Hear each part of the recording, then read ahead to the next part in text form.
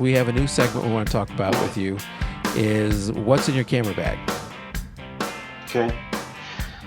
So I mentioned earlier I'm shooting with Canon, and I think a lot of people out there, they want the new hotness. They want the latest and greatest camera all the time.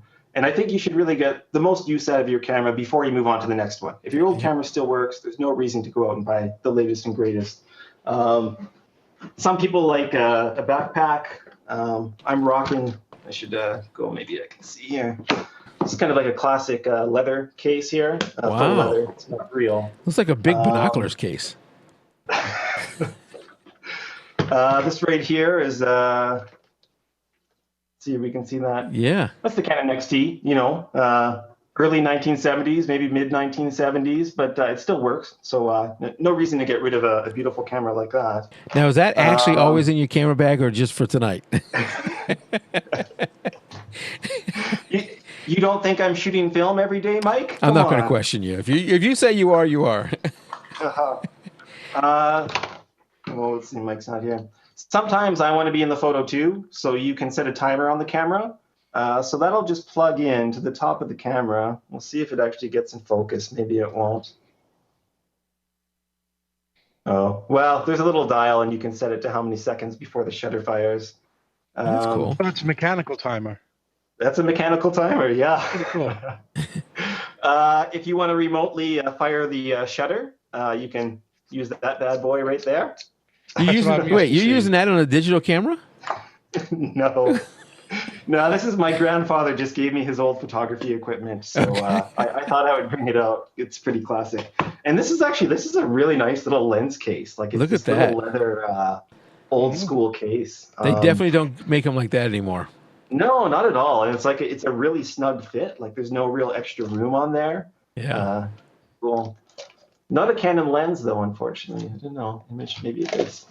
And when you're ready to upgrade, there's a Canon AE one. And I think that was the one that came out after the TX there. I'm not sure.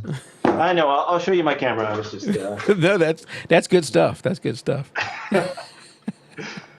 So actually, just like an hour before the interview started, I was at a photo shoot close to my house. So I still have my equipment. Usually I leave it at work. That's the Canon 5D Mark III. That's my 70 to 200 millimeter lens. I never put a lens cap on there. I just have filters on top. Yeah. Some people are recently saying you don't need the filters, but I've dropped my camera and I've had 3 of these break or scratch, so I always just use a filter on top. I've broken one. Yeah. Have you? What type of filter? Just like a UV filter or a skylight or something? Just a UV filter, yeah. And I always so much of my photography is off camera flash. I'm showing up in like a small location. I don't have a lot of room to set up lights. So even though I actually have some more powerful, I have like a Ranger, Elechrome Ranger 400 watt light or whatever. Mostly I'm just using camera flash with some kind of modifier, and I have some pocket wizards to trigger those flashes. And I usually have a light modifier, like a shoot through umbrella. I've got like a little, I don't even know what you'd call it. Firefly is the brand. I forget. Oh, a strip bank, like a little strip bank there. Okay. That's kind of the most of it, though. Those 2 main cameras is what I use every day.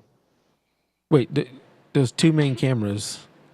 Oh, you need to see the second one? I was going to say, are you really using that film camera? No.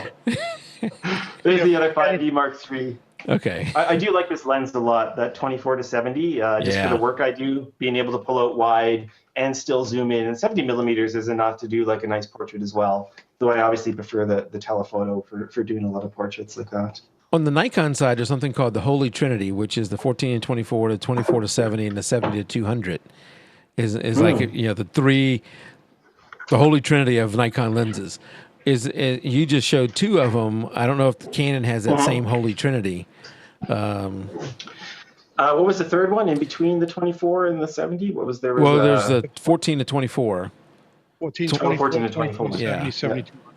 Yeah. Those are beautiful lenses. Actually, I used to shoot Nikon, like my personal equipment. I still have an old Nikon D300, but I don't upgrade it because I have my employer's equipment. Yeah.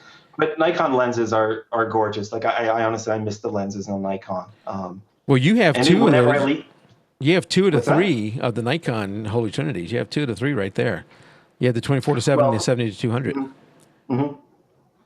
Well, I'll talk to Canon my version. employer and say, hey, I need the Trinity here. You need, yeah, you What's got going on, man? This is somebody misplaced the third one. Where is it?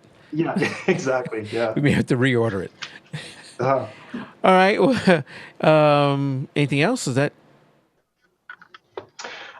in the camera bag, you want me to dig in further? Or no? You don't have to. I cut you off. I wanted to make sure we were at the end here.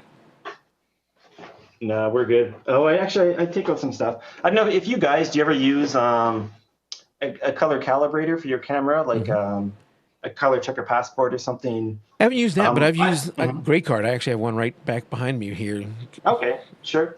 Right, that's what I'm going to use. I Gray just Card. use a Gray Card. So you've used the color checker before? Yeah, I think like for me, because I go into so many different environments of like sodium vapor gym lights to a lab where it's like mixed fluorescent lighting to, all these different lighting situations. And I found that color checker passport just helps me get accurate colors. It's fantastic. Gray cards are nice. You can do a custom white balance, but that's definitely a part of my workflow for sure.